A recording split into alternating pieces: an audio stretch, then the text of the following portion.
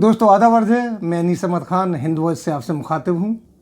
हमारे प्रधानमंत्री Purvanchal express way जो बना है, जो कि कंट्रोवर्शियल भी हो गया, विवादास्पद भी हो गया है।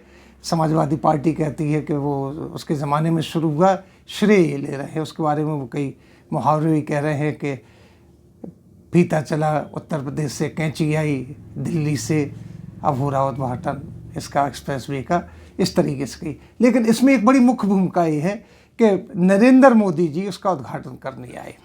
उद्घाटन करने में उन्होंने श्रीपति मिश्रा, एक चीफ मिनिस्टर हुए हैं, ब्राह्मण थे, उनका उल्लेख किया कि उनको सही स्थान नहीं मिला। अब हम में से ये नहीं समझ पा रहे श्रीपति मिश्रा को मुख्यमंत्री बनाएगा तो उनका सही स्थान क्या था, क्योंकि बाद में वो विवादास्पद हो गए, समाजवादी पार्टी में चले गए, इस तरीके कांग्रेस से वो दूर हटते गए।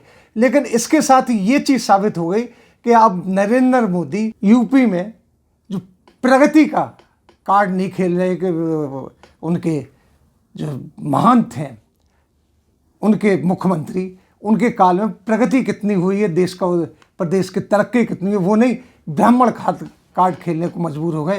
हालांकि ये ब्राह्मण कार्ड पहले मायावती खेल चुकी हैं, उनके जो सतीश मिश्र जी हैं उसको अब भी उसकी चाल चल रहे हैं और उसको खेल रहे हैं, और उसका नाम रखा है उन्होंने प्रबुद्ध वर्ग सम्मेलन।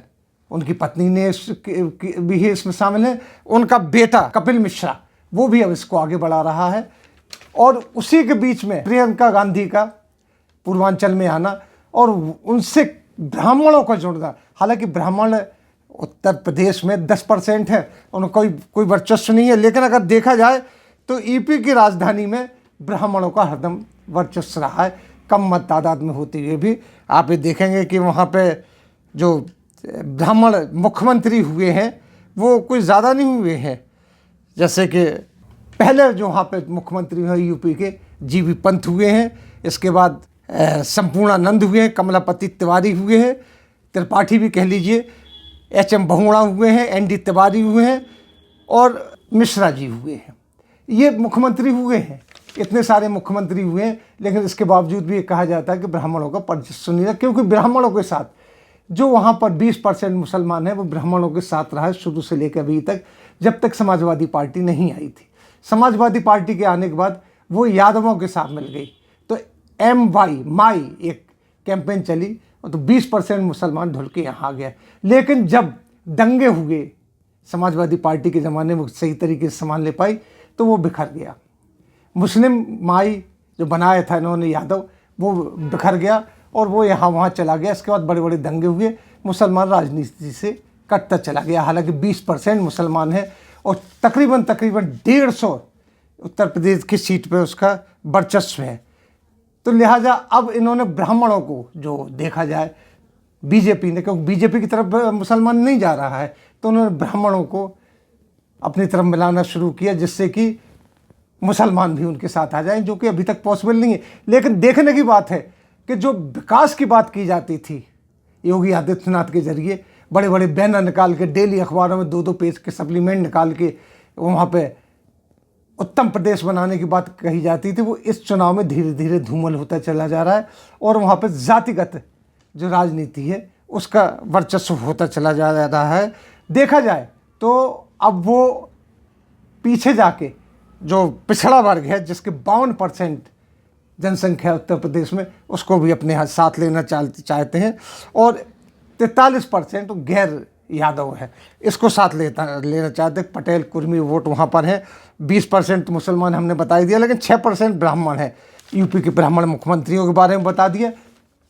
इस तरीके से आप देखिए कि हबीबगंज जो रेलवे स्टेशन थे उसका नाम बदल कर उन्होंने कमलापति नाम रख दिया है उसका, वो भी आदिवासी और पिछड़ों को अपने साथ लाने की बात है, जो कि अभी तक योगी आदित्यनाथ से नहीं जुड़ा है, क्योंकि मौर्य जो डिप्टी चीफ मिनिस्टर हैं वो भी किसी न किसी लेवल पर मुख्यमंत्री से खफा है।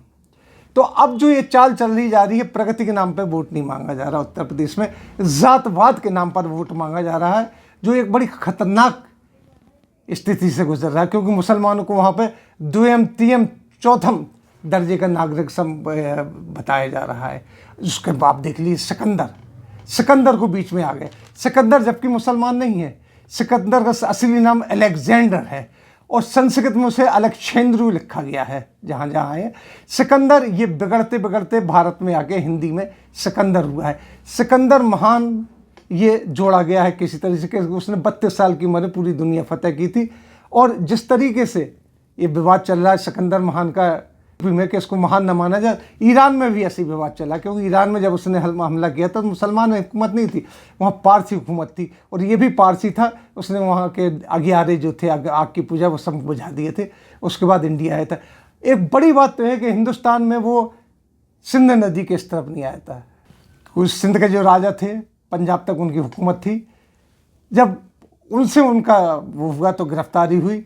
उसके बाद उनको दरबार में बुलाया गया तो उन्होंने कहा कि आपको क्या सज़ा दी जाए। सिकंदर ने पूछा तो उन्होंने कहा कि जो एक शहंशाह दूसरे शहंशाह को देती है। तो सिकंदर ने उनको छोड़ दिया। वहीं से वो वापस हुआ। रास्ते में उसकी फ़ौज को मलेरिया बुखार ने ग्रसित किया, फ़ौज आधी से ज़्यादा ख़त्म हो गई और वो जब अपने यूनान वापस गया तो मुर्दा वापस गया था सिकंदर। सिकंदर की ये हिस्ट्री है। वो कभी बिहार आए नहीं, लेकिन हमारे जो नेतागण हैं उसको बिहार से जोड़ देते हैं, मौर्य से जोड़ रहे हैं। मौर्य और सिकंदर की उम्र में ज़मीन आसमान का फ़र्क था। जब सिकंदर हिंदुस्तान आया था, भारत आया था, तो उसकी उम्र 35 साल के आसपास थी और मौर्य 16-17 साल के थे। चाणक्य जरूर मौर्य के गुरु थे, वो ब्राह्मण थे, लेकिन उन्होंने कैसे कैसे मौर्य के गुरु बने वो एक बड़ी भारी कहानी है, वो अलग से होगी। तो लिहाजा ये इतिहास को पलटा जा रहा है, सारी चीज़ों को पलटा जा रहा है सिर्फ इसलिए कि सिकंदर एक मुसलमान था। ये भूल जाते हैं कि सिकंदर नाम हिंदुओं में भी बहुत होते हैं। सिकंदर कोई जातिगत नाम नहीं है, न मुसलमानों का नाम है, न हिंदुओं का नाम है, न सिखों का नाम है। सब सिकंदर नाम रख देते हैं। लेकिन ये इलेक्शन जो यूपी का हो रहा है, किस बेस पे हो रहा है, ये प्रगति पे कहीं नहीं हो रहा है, एम्प्लॉयमेंट पे कहीं नहीं हो रहा है। ये सिर्फ अजीब अजीब मुद्दों पे हो रहा है, इतिहास को बिगाड़ के हो रहा है। एक ही कौम को इसमें सबसे ज़्यादा घसीटा जा रहा है, वो है मुसलमान। और मुसलमानों को तोड़ने के लिए ब्राह्मणों को ये अपने साथ ला रहे हैं कि जिसमें मुसलमान, अधिकतर मुसलमान, एन डी तिवारी का ज़माना मैंने देखा, मैंने सी.बी. गुप्ता का ज़माना देखा, मैंने 2-3 बड़े करीब से देखे अपनी जर्नलिज्म में। लेकिन मुसलमान हरदम ब्राह्मणों से जुड़ा है, क्योंकि ब्राह्मणों को सर्वोच्च मानता था। आज भी वही हालत है। लेकिन जब माई बना, वहाँ पर आए, समाजवादी पार्टी आई, तो मुसलमान अलग हुआ था। अब फिर से वही पॉलिटिक्स चली जा रही है। अफसोस की बात है, तरक्की कहीं नहीं हो रही। इतिहास को बिगाड़ के एक कौम के ऊपर थोपा जा रहा है। ये बहुत ही दर्दनाक बात है, बहुत ही गलत बात है। इसी के साथ हम आपसे लेते हैं विदा। अगले में फिर हाजिर होंगे, तब तक के लिए दीजिए हमें इजाज़त।